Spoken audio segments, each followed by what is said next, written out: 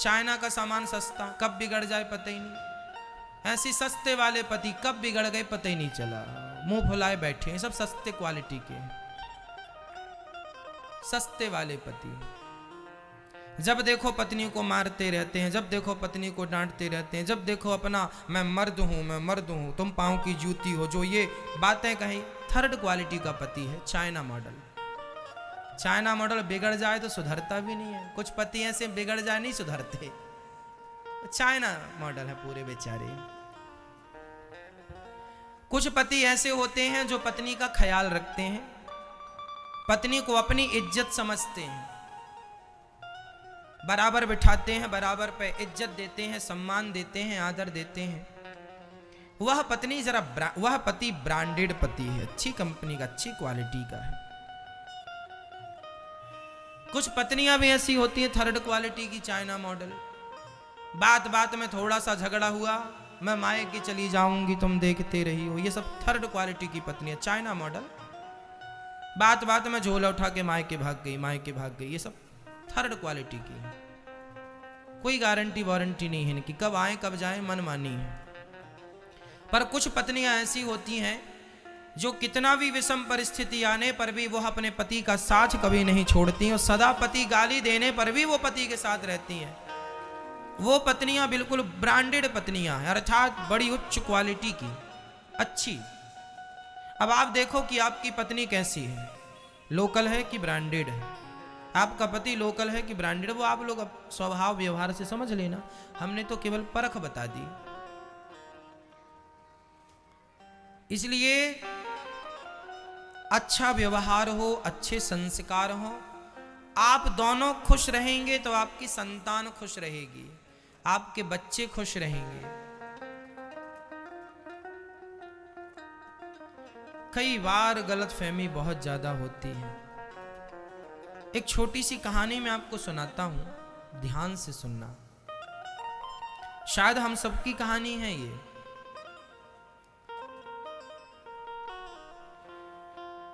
एक पति पत्नी रहते थे, उनका एक छोटा सा बेटा था, लगभग 6-7 वर्ष का बेटा था। पति पत्नी में बड़ा प्यार था, घर बना के दोनों रहते थे, तीसरा कोई नहीं था बेटे के सिवा। एक बेटा और पति पत्नी दोनों मस्ती से रहते थे, खुश रहते थे। एक दिन पति पत्नी में कहा सुनी हो गई, दोनों में झगड़ा हो गया, लड़ाई हो गई। पति ने उसको जोर से एक थप्पड़ मार दिया पत्नी को। पति ने पत्नी को एक थप्पड़ मारा गाल में, तो पत्नी के पांव में सैंडल थी तो उसने सैंडल मार दी पति को। तो पति के खोपड़ी से छूती हुई वह सैंडल पीछे निकल गई। बात बहुत ज्यादा बड़ी नहीं थी, पर बात बड़ी हो गई। उसने इन्हें थप्पड़ मारा, इसने उन्हें सैंडल मार दिया। अब तो लड़का ने कहा अरे तुमने तो हमें चप्पल मार दिया, सैंडल मार दिया, लो, और हमारी तो इज्जत खत्म हो गई। अब लड़की मायके चली गई। लड़की के माँ बाप ने उसको अरे हमारी बेटी को थप्पड़ मार दिया और हमारी बेटी के साथ बड़ा, अब बेटी मत जाना ससुराल, अब मत जाना उस आदमी के साथ, मत रहना। और यहाँ लड़के के रिश्तेदार आ गए, अरे ऐसी लुगाई तो फोकट में मिले तो नहीं रखना चाहिए, चप्पल मारती है, सैंडल मारती है, ऐसी स्त्रियों से तो दूर, ऐसी स्त्री तो चरित्रहीन होती हैं। और क्या क्या कहा रिश्तेदारों। देखो ये रिश्तेदारों का बड़ा योगदान होता है। ये तुम्हें जोड़ने की कोशिश कभी नहीं करेंगे। इन रिश्तेदारों में तुम्हारे माँ बाप भी सम्मिलित हैं, आपके माँ बाप भी जोड़ने की कोशिश नहीं करते। 99% बेटी के रिश्ते बिगाड़ने में माँ बाप का हाथ होता है। मैं ये कहानी केवल इसलिए सुना रहा हूं ताकि आपको पूरा जड़ से समझ में आ जाए। फिर मैं आपसे निर्णय मांगूंगा तो आप लोग सुनना, फिर निर्णय देना जज बन करके। अब देखो लड़के के रिश्तेदार उसे बरगलाने लगे, भड़काने लगे, और लड़की के माँ बाप उसके रिश्तेदार अरे हमारी बेटी के साथ तो गलत किया। अच्छा ये कुछ लोग ना आपके साथ आके 2 आंसू गिरा देते हैं तो आपको लगता है ये हमारे हैं, ये हमारे हित की सोच रहे हैं। पर क्या हुआ, मामला बढ़ता गया। ना लड़की ने लड़के से बात की, ना लड़के ने लड़की से बात की। पति पत्नी से किसी ने बात नहीं की, मामला कोर्ट में गया, दोनों ने तलाक पेश कर दी। जज पूछ रहा है स्त्री से, क्या तुम अपनी मर्जी से तलाक देना चाहती हो? हाँ हाँ तलाक देना चाहती हूं। जज ने पूछा क्यों? तो लड़की ने झूठ ही कह दिया, ये दहेज मांगता, दहेज लगा दिया। लड़के से पूछा क्यों, तुम इसे क्यों तलाक देना चाहते हो? झूठ ही कह दिया, ये चरित्रहीन है, इसके किसी दूसरे से नाजायज संबंध है। उसने इसे देखा, इसने उसे देखा। जज ने साइन कर दिया, सील ठप्पा मार दिया, तलाक हो गया। दोनों तलाक हो गया। दोनों अपने अपनी मस्ती में मस्त हो गए। अब तलाक हो ही गया था। दोनों कचहरी से बाहर निकले, कोर्ट से बाहर निकले। चाय की दुकान थी, दोनों जाकर चाय की दुकान पर बैठ गए। संयोगवश वह एक ही साथ बैठे आमने सामने चेयर पर, बीच में चाय रखी है। उस पत्नी ने भी चाय ली, उस पति ने भी चाय ली। और पत्नी ने जरा आंख उठाकर अपने पति को देखते हुए कहा, क्यों जी, 7 साल हो गए, 8 साल हो गए मुझे आपके साथ रहते रहते, आपने कम मुझे किसी पुरुष के साथ देख लिया? जज साहब के सामने कह रहे थे कि मैं चरित्रहीन हूं। क्या आपको मैं चरित्रहीन दिखती हूं? तो पुरुष ने भी कह दिया, इन 8 सालों में मैंने तुझसे कब पैसे मांगे या तेरे पिता से कब पैसे मांगे जो तूने मुझे दहेज का? जज के सामने आरोप लगा दिया, मुझे लोभी करार दे दिया कि मैं लोभी हूं। तब लड़की ने सिर झुकाते हुए, नजरें नीचे रखते हुए बोली कि मैंने उस दिन आपके ऊपर सैंडल मारकर मैंने बहुत पश्चाताप किया। मुझे नहीं करना चाहिए था ये व्यवहार आपके साथ। तभी उस पुरुष ने भी कहा, मुझे भी बड़ा अफसोस हुआ कि मैंने तुम्हें गाल में थप्पड़ मार दिया, मुझे भी बड़ा पश्चाताप हुआ। दोनों अपनी अपनी गलती को स्वीकार करने लग गए, दोनों अपने अपने आप को सुधार करने लग गए और दोनों की आंखों में आंसू आ गए। वह स्त्री पुरुष को देखकर रोने लगी, वह पति स्त्री को देखकर रोने लगा और दोनों, लड़की कहने लगी, स्त्री कहने लगी, अब तो हमारा तलाक हो गया है, क्या अब हम अपनी गलतियों को भुलाकर क्या एक नई जिंदगी शुरू नहीं कर सकते? लड़के ने कहा, क्यों नहीं कर सकते? हमारा तो तुम्हारे सिवा कोई था ही नहीं, कोई होगा ही नहीं, तो फिर इन कागजों का क्या करें? चलो फाड़ देते। दोनों ने अपने अपने तलाक के कागज फाड़े, डस्टबिन में डाले।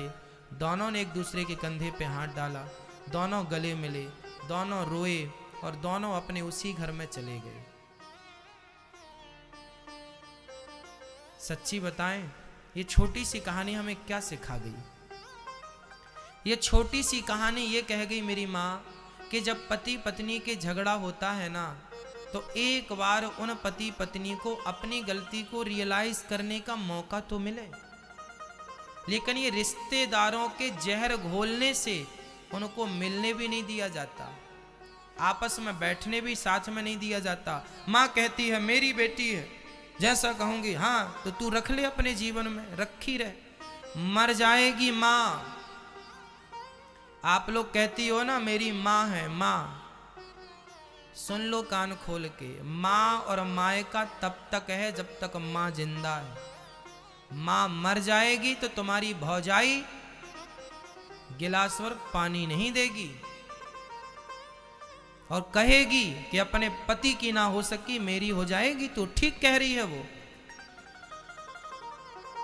तुम अपने पति की ना हो सकी, तुम अपने भाई भौजाई की हो जाओगी। और तुम्हें आज तक दुनिया का कोई भाई कोई भौजाई ऐसी नहीं है कि जो अपनी भाभी को जिंदगी भर रखे। 2 दिन तो कोई भी रख लेता है, 2 साल कोई भी रख लेता है, पर तुम्हारी जिंदगी भर का ठेका यदि कोई ले सकता है तो केवल तुम्हारा पति ले सकता है। इसलिए पति को छोड़ने की गलती ना करना। जमाना लाख उकसाए, जमाना लाख भड़काए, लेकिन तुम्हारा साथी केवल पति है। तुम्हारा साथी तुम्हारी माँ नहीं है। माँ मर जाएगी, तुम्हारी जिंदगी तबाह हो जाएगी। कहो गलत है मेरी बात? गलत है? गलत कह रहे हैं हम? लड़की का सपोर्ट मां कब तक करेगी? अरे मां की भी एक क्षमता है ना, जब तक उसके पास बल है। बूढ़ी हो जाएगी, खटिया पे आ जाएगी, तो फिर मां का कुछ चलेगा? भाई भौजाई तुम्हें कब तक रखेंगे? और क्यों रखें, ये भी तो प्रश्न है। क्यों रखें? तुम पति के पास क्यों नहीं रहती हो?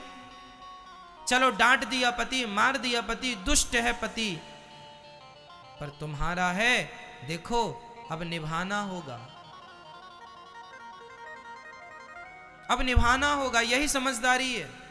पति की लातें भी ठीक हैं, पर भौजाई की बातें भी ठीक नहीं।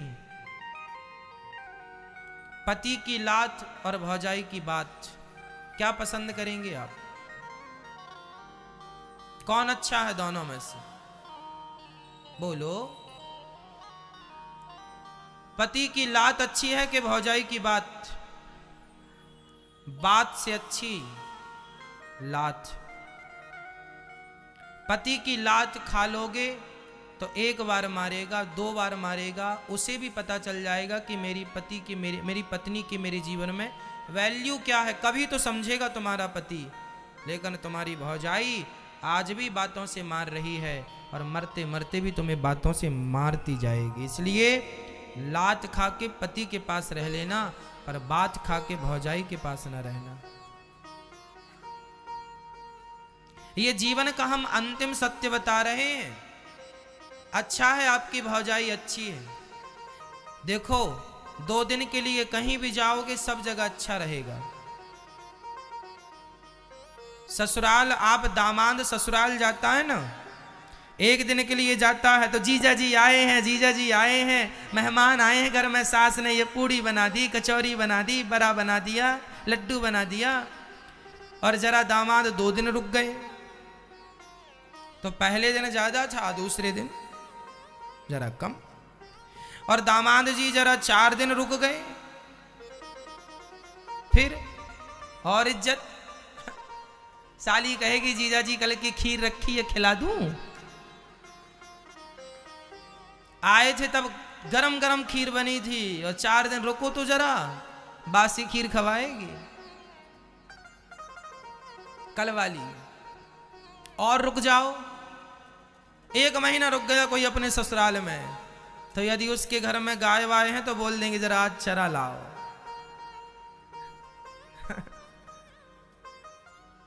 फिर रोज रोज घर जाए से आदर मिट जात है, राजा मिट जात राजनीति ना जाने से। रोज रोज घर जाए से आदर मिट जात है, हवा के झरोखों से बादल कट जाते हैं, और एक राम नाम गाए से पाप कट जाते हैं। राजा वह राजा मिट जाता है जो राजनीति, राजा मिट जात राजनीति ना जाने से, वह राजा मिट जाता है जो राजनीति नहीं जानता। और रोज रोज घर जाए से आदर घट जाता है। आप ही किसी के घर रोज रोज जाएंगे, इज्जत कम हो जाएगी, और 2 महीने में, 4 महीने में, साल में 1 बार जाएंगे तो इज्जत होगी। हाँ या ना? इसलिए कहा करते हैं, हमारे यहाँ तो कहते हैं, आपके यहाँ नाम जाने क्या कहते हैं।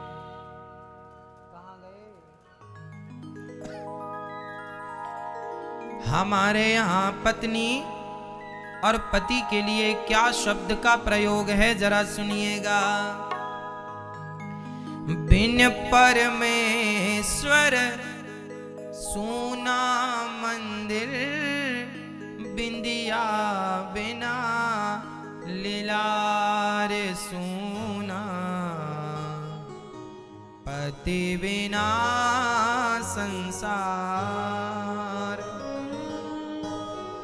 माथे पे बिंदिया ना हो तो बिंदिया के बिना माथा सूना होता है।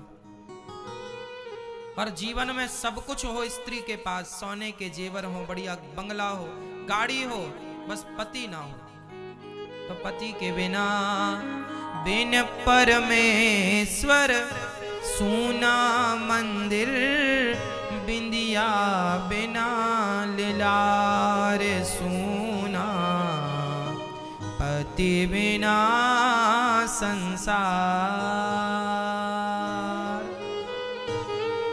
पति के बिना संसार सूना है। कैसे सूना है?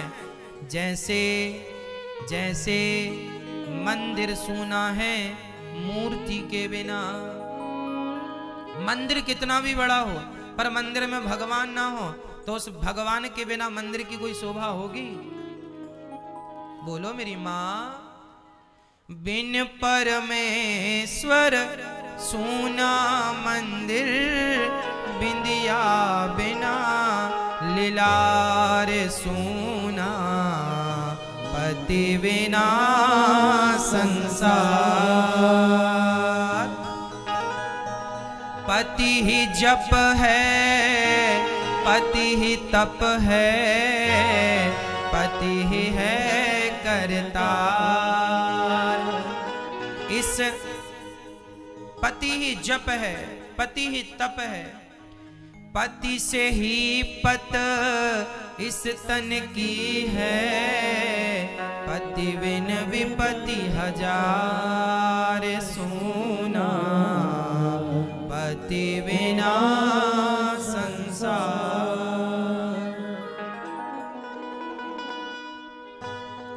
एक पतिव्रत रहे जगत में, सब व्रत है बेकार।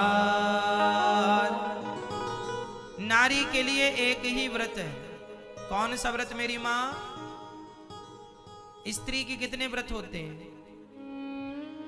एक पतिव्रत रहे जगत में, सब व्रत है बेकार। बिन पतिव्रत के नारी का तो जीवन है बेकार सूना, पति बिना संसार।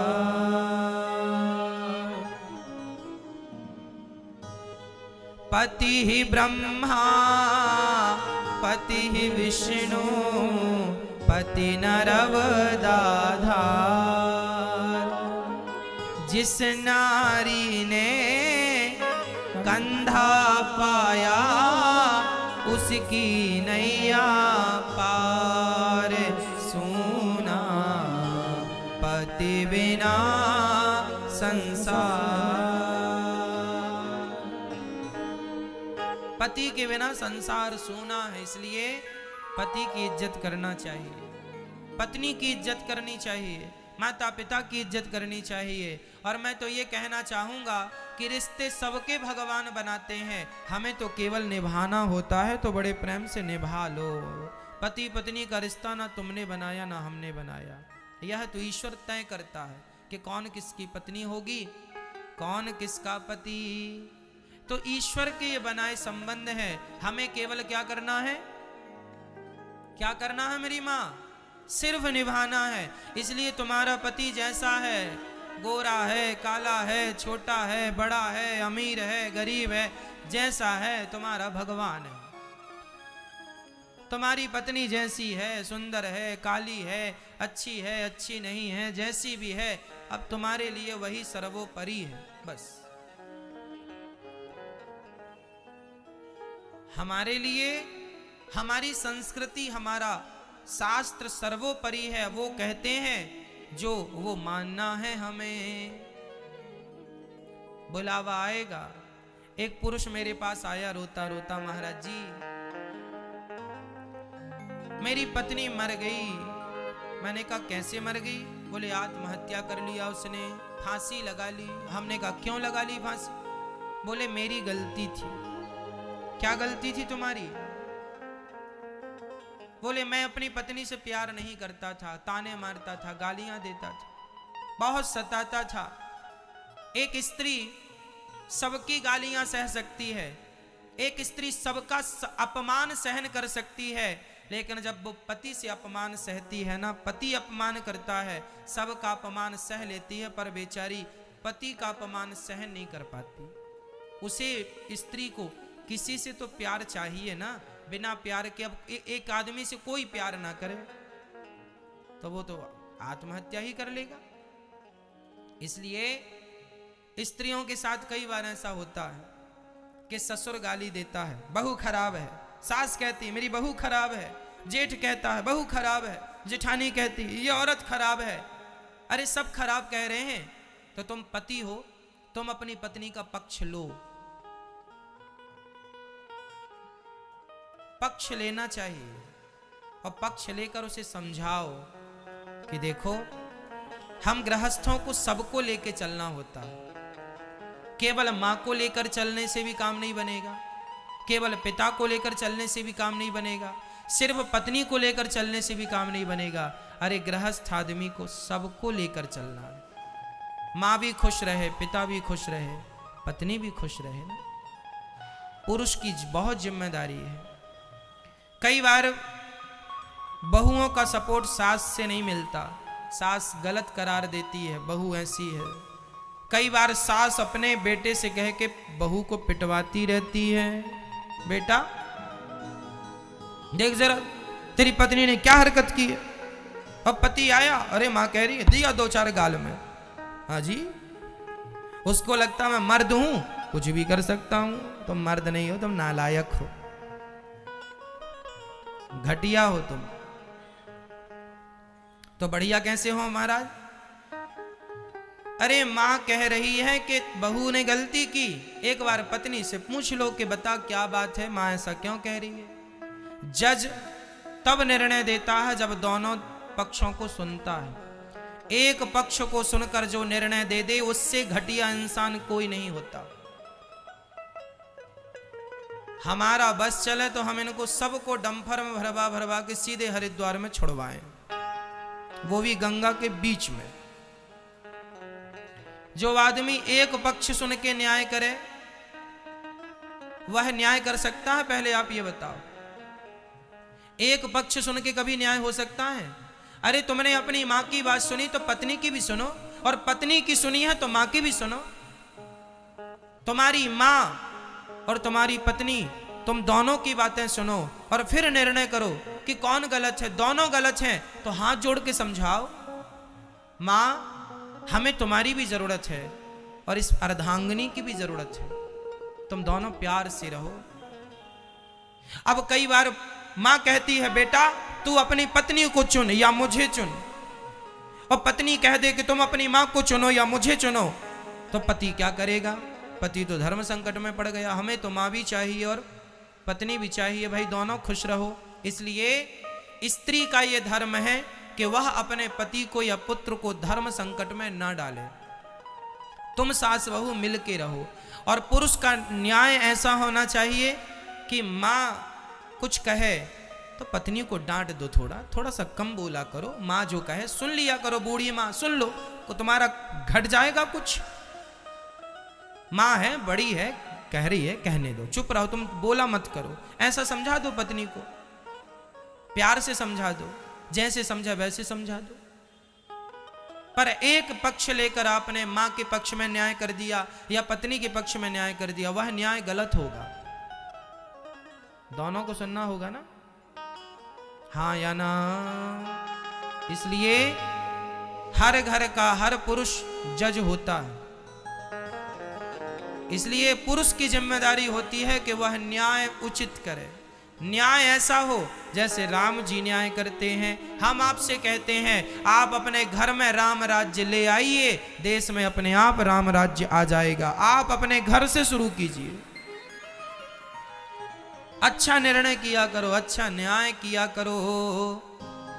पत्नी पति सब जरूरी है। बोलो मां ज्यादा जरूरी है कि पत्नी ज्यादा जरूरी है?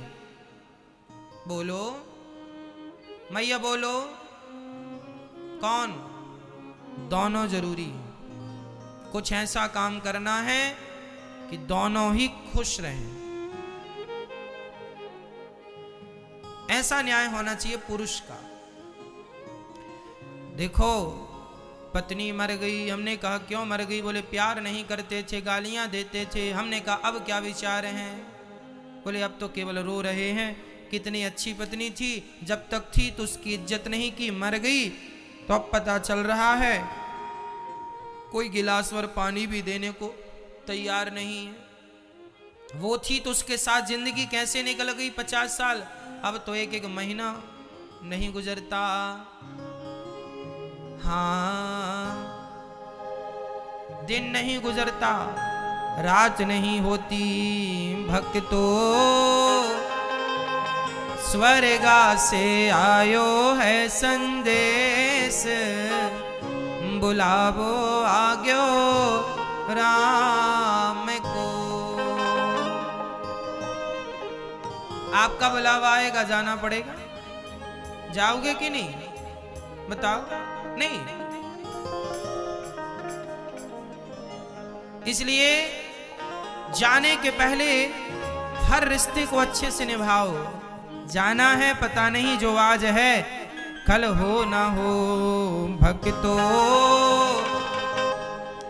स्वर्गा से आयो है संदेश, बुलावो आग्यो राम को। भक्तो स्वर्गा से आयो है संदेश, बुलावो आग्यो राम को।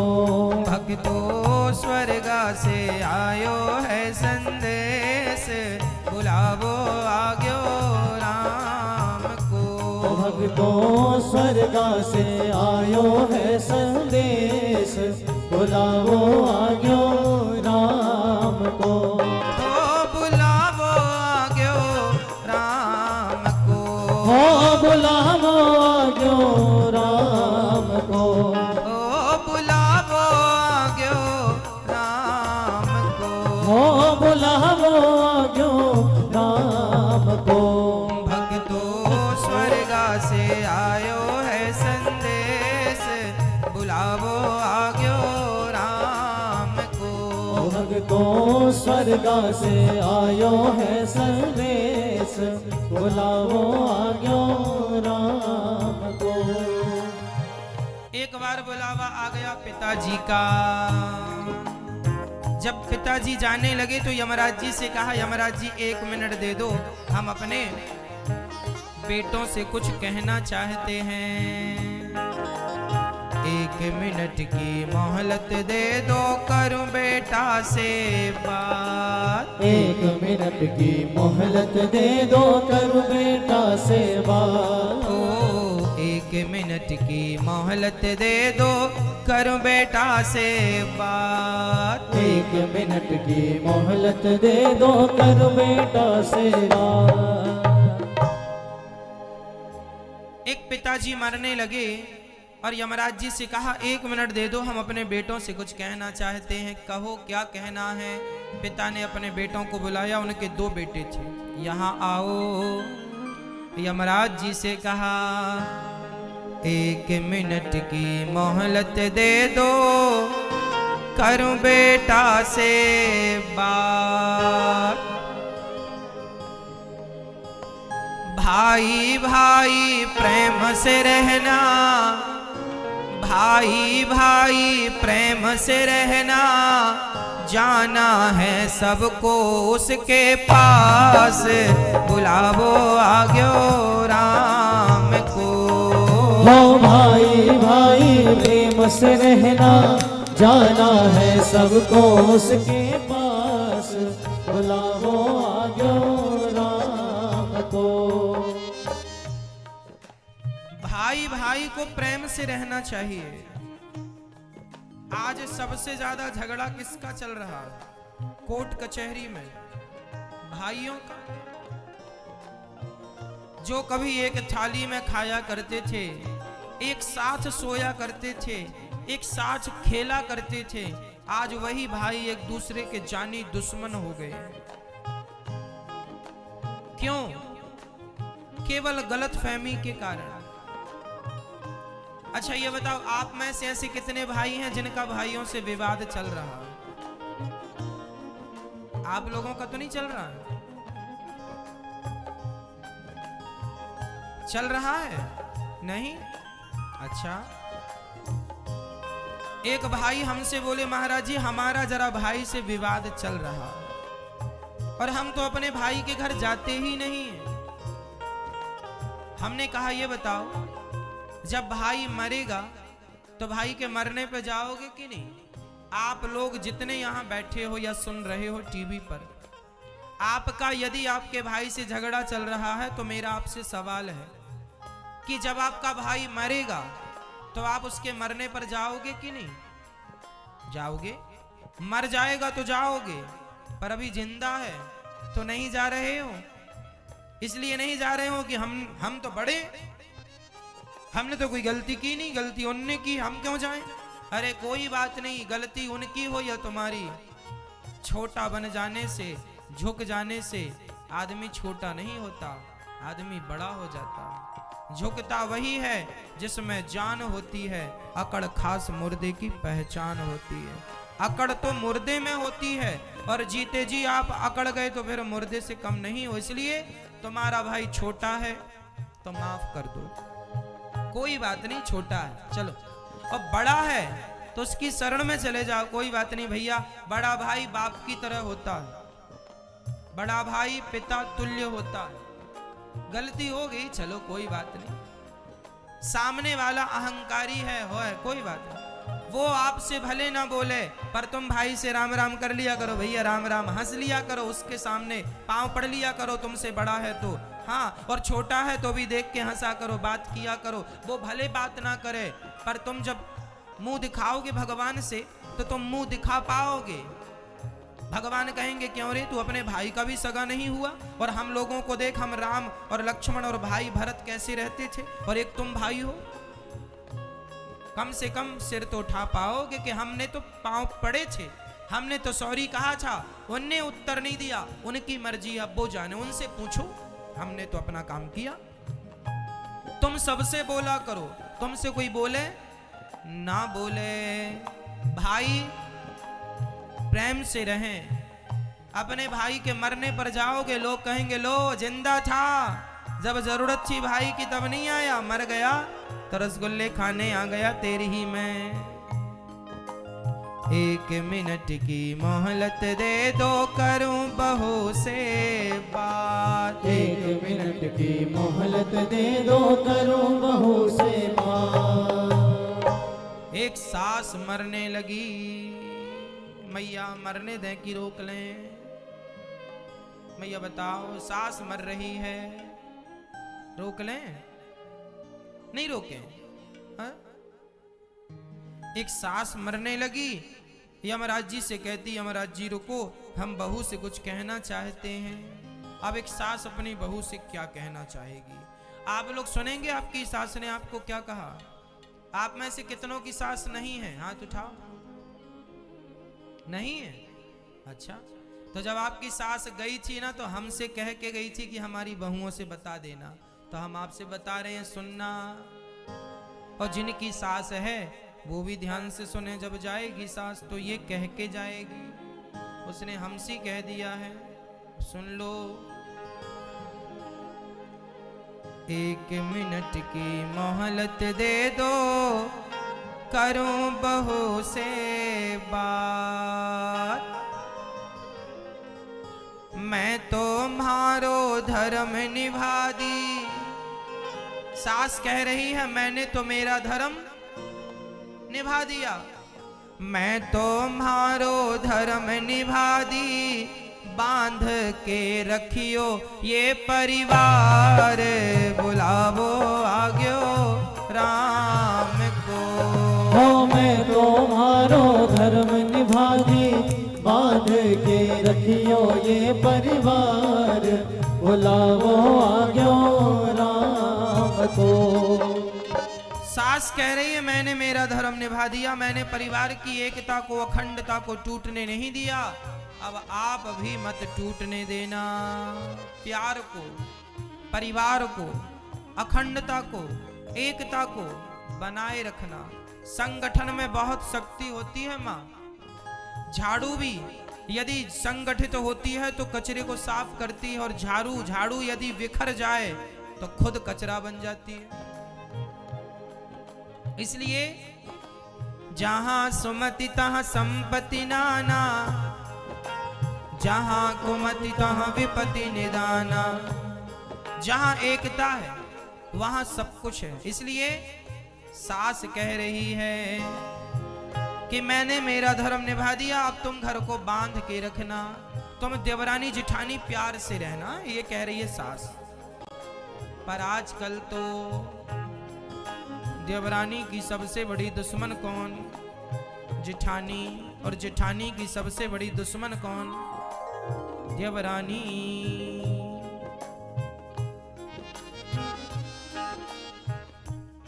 जिठानी किसे कहते हैं?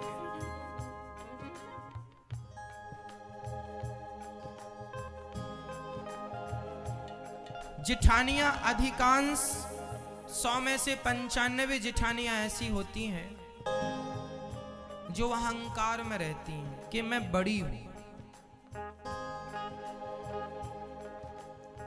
वो ये सोचती हैं कि देवरानी सारा काम करे और हमारे पांव भी दबाए और पांव में तेल भी लगाए, क्योंकि हम जिठानी हैं।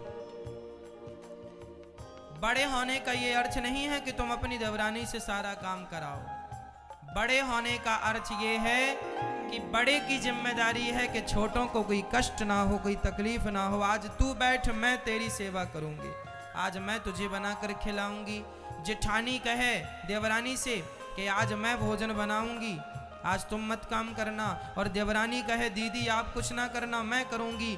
जिस घर में देवरानी जिठानी काम को मिलजुल कर और प्रसन्नता पूर्वक करती हैं वह घर घर नहीं स्वर्ग होता है। और जिस घर में स्त्रियां लड़ती रहती हैं वह घर नरक होता है। बहुत सारी बहुएं अपनी सास को गिलास भर पानी नहीं पिलाती। कितनी सासें ऐसी हैं जो अकेली बनाकर खाती हैं, बहुएं हाल चाल तक नहीं लेती कि माँ जी खा लिया, खाया है कि नहीं, भूखी हो कि प्यासी हो। अपना हलवा पूड़ी बना के बहू खा रही है, बच्चों को खिला रही है, पर अपनी माँ को नहीं पूछती कि माँ जी आपने क्या खाया। सासू माँ को, खुद की माँ को फोन लगाएगी, माँ खा लिया? नहीं खाया बेटा, तेरी भौजाई ने नहीं दिया। अच्छा अभी बात करती हूँ, क्यों भौजी तुमने दिया नहीं माँ को खाना? अच्छा, वहां माँ की चिंता है और यहाँ खुद की सास को तुम कौन सा खिला रही हो? जब तुम अपनी सास को नहीं खिला रही हो तो तुम्हारी माँ भी तो फिर किसी की सास है, उसे कौन खिलाएगा? जैसा व्यवहार तुम करोगी ना, ये ईश्वर सब देख रहे हैं। इसलिए हर बहू अपनी अपनी सास को खुश रखने लग जाए तो भारत की हर माँ खुश हो जाएगी, हर माँ खुश हो जाएगी, है ना? लेकिन कुछ बहुएं इतनी चतुर होती हैं, सास जिंदा होती है ना, गिलास भर पानी नहीं पिलाती, रोटी तक बना के नहीं खिलाती। बूढ़ी अम्मा अपने से बनाकर खाती है, एक रोटी की सगी नहीं हुई ये बहू है। और सास जब मर गई तो बहू फ्रंट में बैठ के रोती है। एक बहू इतनी होशियार थी, बिल्कुल दरवाजे के ठीक सामने बैठी थी और रो रही थी, और मुंह भी दरवाजे की तरफ, और देखे कि लोग ज्यादा आ रहे हैं तो बार बार बेहोश हो जाए।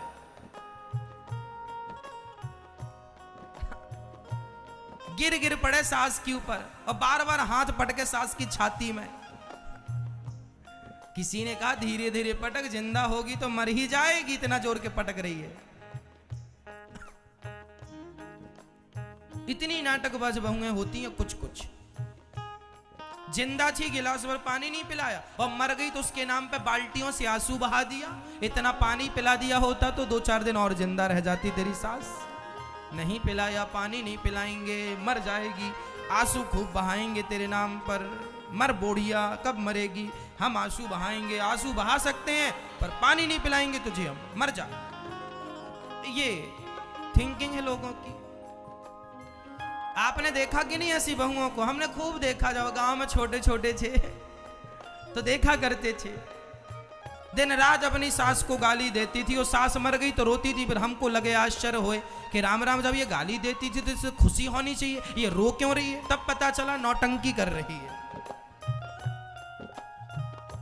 तुम्हारे ये नौटंकी भगवान खूब देखे। पहुंचो वहां, हंटर तैयार हैं बड़े बड़े तुम्हारे लिए। ईश्वर की अदालत में न्याय होगा। 1 मिनट की मोहलत दे दो, करूं पति से बात। 1 मिनट की मोहलत दे दो, करूं पति से बात। एक पत्नी मर गई, करवा चौथ का दिन था, चांद निकलने में लेट हो गए, तब तक यमराज ही आ गए। चांद नहीं आए, यमराज आ गए। यमराज बोले चलो तुम्हारा बुलावा आ गया। पत्नी बोली महाराज करवा चौथ है, चांद तो आ जाए। ना ना, समय पूरा हो गया, चलो। तब पत्नी ने कहा तो फिर एक काम करो, 1 मिनट का हमें वक्त दो। यमराज जी बोले ठीक है। पति को बुलाया। पत्नी ने क्या कहा? 1 मिनट की मोहलत दे दो, करूं पति से बात। रोली मोली चुनड़ी मेहंदी, रोली मोली चुनड़ी मेहंदी, मोतियन से भर दो मारी मांग। बुलावो आ गयो राम को। रोली मोली चुनरी मेहंदी, मोतियन से भर दो मारी मांग। बुलावो आ गयो राम को। हो बुलावो आ गयो राम को। हो बुलावो आ गयो राम को। भक्तो स्वर्गा से आयो है संदेश, बुलावो आ गयो राम को। भक्तों स्वर्गा से आयो है संदेश, बुलावो आ गयो राम को। पति से कहा पत्नी ने मेरी मांग भर दो। इसलिए हम कहते हैं कि जब पति हो साथ में खूब प्यार कर लो, आनंद से रह लो। पता नहीं कब चला जाए, कौन चला जाए, पत्नी चली जाए कि पति चला जाए। खूब आनंद से रहो, जिंदगी को हंसते हुए गुजार लो, हर पल को जी लो अच्छे से। एक पत्नी मेरे पास रोती रोती आई, महाराज जी 2 महीने हो गए, पति गुजर गए। हमने कहा मत रो, जितना था समय उतना रहे, वो चले गए। बोले महाराज जी हमें दुख इस बात का नहीं है कि पति चले गए। तो हमने कहा फिर दुख किस बात का? बोले जिस दिन हमारे पति की मृत्यु हुई उसी दिन हमारी पति से लड़ाई हो गई थी। रोज हम भोजन कराती थी, चरण दबाती थी, लेकिन उस दिन किसी छोटी सी बात को लेकर झगड़ा हो गया। कोई बात नहीं, फिर भी झगड़ा, मन मुटाव हो गया। वो हमारी तरफ देखे नहीं, हमसे बोले नहीं, बात नहीं किए। उसी रात को रात्रि के 1:30 बजे अटैक आ गया, मृत्यु हो गई। ना वो हमसे कुछ कह पाए, ना हम उनसे कुछ कह पाए। अरे रोज तो कुछ बात भी कर लेते थे, पाँव भी दबा देते थे, अब भोजन भी परोस देते थे। कल रात को उन्होंने कुछ खाया भी नहीं।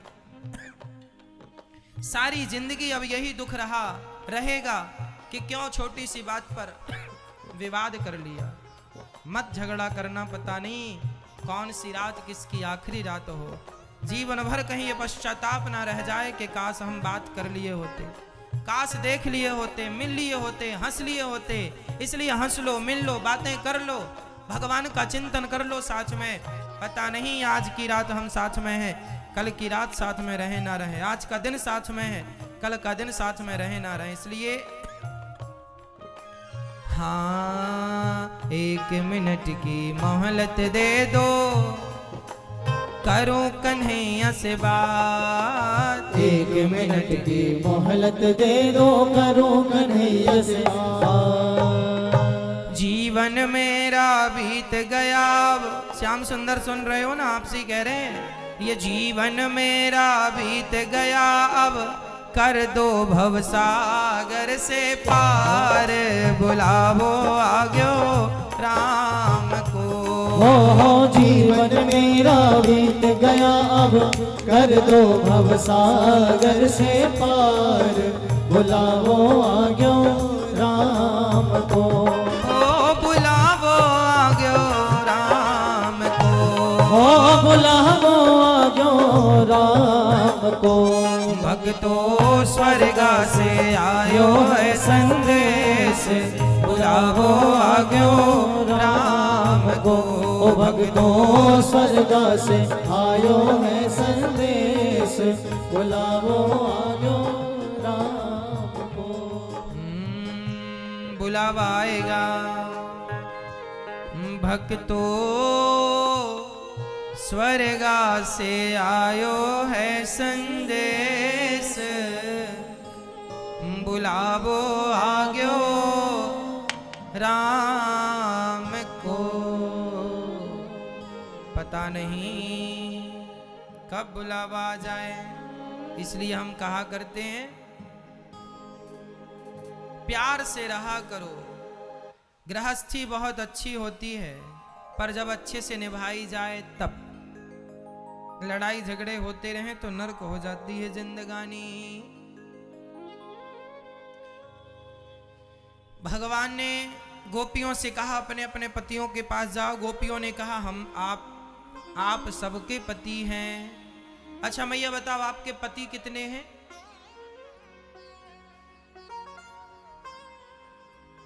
एक जिनके हैं वो हाथ उठाएं, एक वाले जिनके एक हैं हाथ उठाओ। दो किसके हैं? हम सबके दो पति होते हैं। कौन कौन से? एक वो जो गले में मंगलसूत्र पहनाए पहले, दूसरे जो मंगलसूत्र पहनाए थे ना मैया वह दूसरे थे। उनके पहले एक हैं कौन? तुम हो एक अगोचर,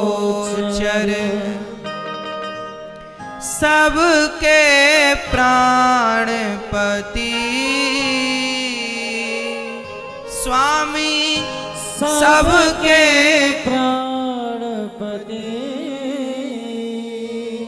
किस विध मिला हूँ दया मैं, किस विध मिलूं श्री श्याम जी, तुमको मैं कुमति। ओम जय जगदीश हरे।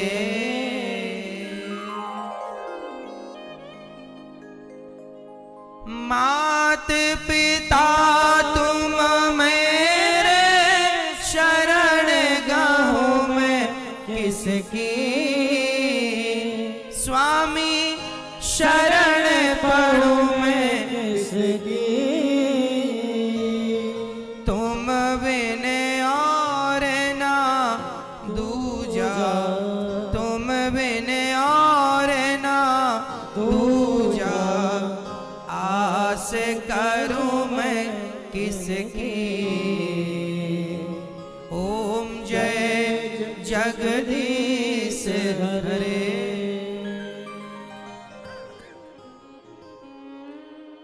तुम हो एक अगोचर सबके प्राणपति, स्वामी सबके प्राणपति। सबके प्राणों के पति भगवान है। ये पति तो हमें बाद में मिले ना, जो आपको मंगलसूत्र इत्यादि का संबंध है। भगवान हमारे पहले पति हैं, सबके, पुरुषों के भी स्त्रियों के, हमारे भी पति हैं। हाँ, हमने भी देखो मांग भरी है भगवान के नाम ही। देखो हमारे पति भगवान हैं। हमारे अंदर भी एक स्त्री है। ये जितने पुरुष बैठे हैं ना, इनके अंदर भी एक स्त्री होती है।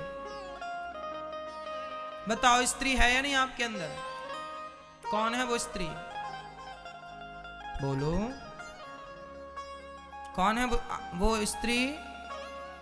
उस स्त्री का नाम है बुद्धि।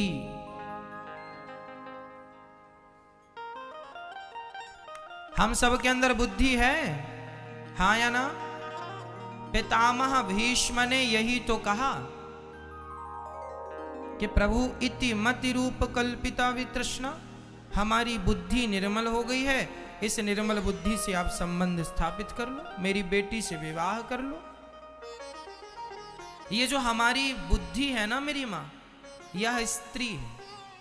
पुरंजनोपाख्यान में भी बुद्धि को स्त्री कहा गया है ना?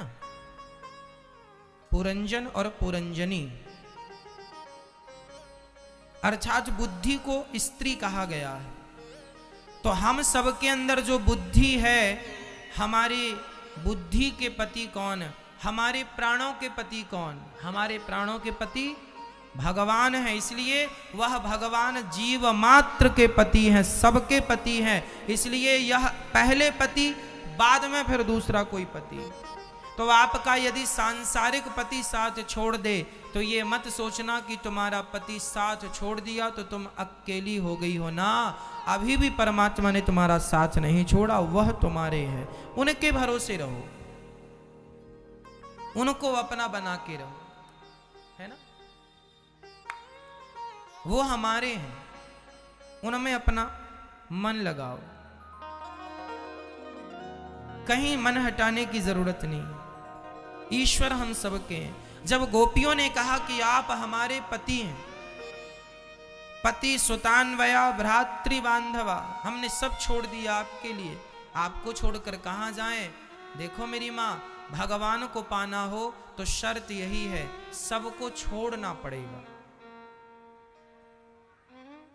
और मैं आपसे पूछूं कि पकड़ने में ज्यादा सुख है या छोड़ने में? बोलो, आप बताओ, पकड़ने में ज्यादा सुख है कि छोड़ने में? हाँ, किस में मैया? भाई आप बताओ, ज्यादा सुख किस में है, छोड़ने में या पकड़ने में? अब आप एक काम करो, अपने एक हाथ को दूसरे हाथ से पकड़ लो। जरा सभी लोग ये ट्राई करो। मैया, हाथ उठाओ अपना, से पकड़ो से। एक हाथ को दूसरे हाथ से पकड़ो, कस के दबाओ, दबाओ और जोर से दबाओ। मैया, जा ताकत लगाओ। मैया, और कस के दबाओ। मैया, दबा दो मेरी माँ, थोड़ा कस के दबाओ और जोर से। और हाँ, अब छोड़ो। अब बताओ, पकड़ने में ज्यादा अच्छा था कि छोड़ने में? वही तो हम समझा रहे हैं, संसार को आपने पकड़ के रखा है, पकड़ने में सुख नहीं है, छोड़ देने में सुख है। यदि आप छोड़ देते हैं सब तो अपार सुख की अनुभूति होती है, अपार सुख मिलता है। लेकिन जीव की विडंबना यह है कि वह छोड़ता कुछ नहीं। बंदर को पकड़ने वाला मंदारी, जानते हो बंदर को पकड़ने के पहले क्या करता है? सुराही जानते हो, मिट्टी की बनती है, जिसका मुंह छोटा सा होता है, पेट बड़ा, उसे सुराही कहते हैं। आपके यहां क्या बोलते हैं? सुराही ही बोलते हैं। बंदर को पकड़ने वाला क्या करता है? सुराही को जमीन में गाड़ देता है, उसका मुंह ऊपर की तरफ रहता है छोटा सा, और उसमें चने भर देता है। बंदर सुराही में हाथ डालता है, चने पकड़ता है तो मुट्ठी बंद हो जाती है, और मुट्ठी बंद हो जाती है, फिर वो निकालता है हाथ तो हाथ उसका फंस जाता है, क्योंकि उसका मुंह इतना। अब इस मुंह में कोई मुट्ठी डाले, बंदर मुट्ठी चली तो गई, लेकिन मुट्ठी कस गई ना तो बड़ी हो गई, फंस जाती है। अच्छा, बंदर को क्या लगता है? बंदर को लगता है घड़े ने पकड़ लिया, घड़े ने, भागता है यहाँ वहां, पर निकलता नहीं है। उसे लगता है घड़े ने पकड़ लिया, जबकि घड़े ने बंदर को नहीं पकड़ा, बंदर ने चने पकड़े हैं। इसलिए चने को छोड़ दे तो अभी निकल जाए, लेकिन वो चने को छोड़ता नहीं है और वह मंदारी की पकड़ में आ जाता है। बस यही दुर्दशा हम सबकी है। तुम्हारे भी मुट्ठी पर ये संसार का चना दबा हुआ है। कौन सा चना? सुख का, पत्नी का, पुत्र का, परिवार का, मोह का, ममता का, संसार के सुखों का, मकान का, दुकान का, ये चना दबा हुआ है। और वह चना तुम छोड़ते नहीं हो, संसार का मोह हम छोड़ते नहीं हो, और यही तुम्हारे दुख का और तुम्हारे बंधन का कारण है। यदि तुम सब छोड़ दो तो तुम्हारी मुक्ति तो ऑलरेडी है। तुम बंधे कब हो? तुम बंधे नहीं हो, तुम जबरदस्ती बंधा हुआ मान रहे हो। बंदर तो बंधा था ही नहीं, मुट्ठी खोले तो वो तो आजाद था।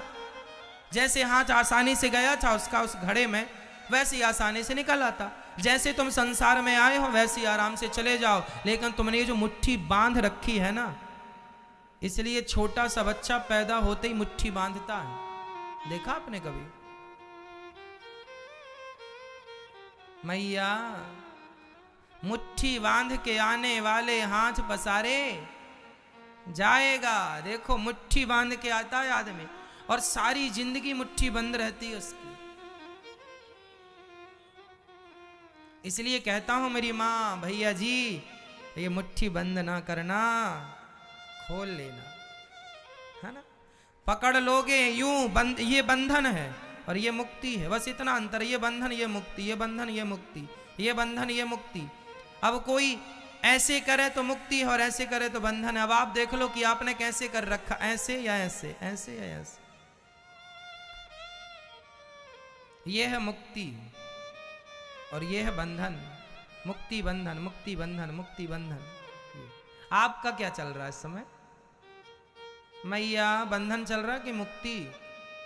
हाँ, बंधन में ना बंधना। ये बूढ़ी बूढ़ी मैयाएं नाती पोतों को ज्यादा खिलाती। मेरा पोता, नाती, पोता, पोता, पोता, पोता। यही होता पोता में मर जाती हैं। कितनी प्रबल माया है भगवान की। आप सब सुन रहे हैं, सब जान रहे हैं, फिर भी आप उलझे पड़े हैं। इतना ज्ञान होने पर भी कोई संसार में उलझा रहे तो उसके जैसा अज्ञानी कौन होगा। भगवान ने गोपियों की बातें सुनी और गोपियों के संग रास रचाना शुरू किया। बड़े भाव से भगवान गोपियों के मध्य रास रचा रहे हैं, और रास रचाते रचाते गोपियों को अहंकार हो गया। हम बड़ी सुंदर हैं। भगवान गोपियों को छोड़कर अंतर्धान हो गए। सुंदर हो तो जाओ। भगवान वहां नहीं है जहां अहंकार है। भगवान जहां सरलता है, निष्कपटता है, वहां भगवान है। जहां अभिमान है वहां भगवान नहीं। चले गए राधा रानी को लेकर, गोपियां ढूंढती रहीं, खोजती रहीं, कृष्ण कहाँ हो, श्याम सुंदर हे लता पता तुम ही बता दो, मेरे प्राण धन मनमोहन गोविंद कहाँ चले गए। सारी गोपियां रो रही हैं, पुकार रही हैं, पर कोई पता नहीं। सारी गोपियां रो रही हैं। रोती रोती गोपियों ने एक गीत गाया है। हे यमुना तुम ही बताओ कहाँ हैं हमारे श्याम सुंदर, कहाँ चले गए मनमोहन।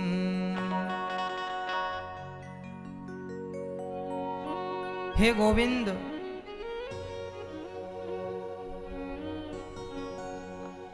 जब गोविंद नहीं आए तब गोपियों ने कहा कब आएगा मेरा सांवरिया, कब आएगा मेरा सांवरिया,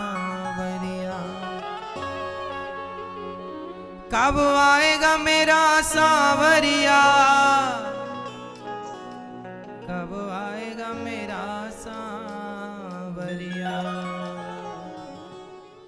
कब आएगा मेरा सांवरिया, कब आएगा मेरा सांवरिया, कब आएगा मेरा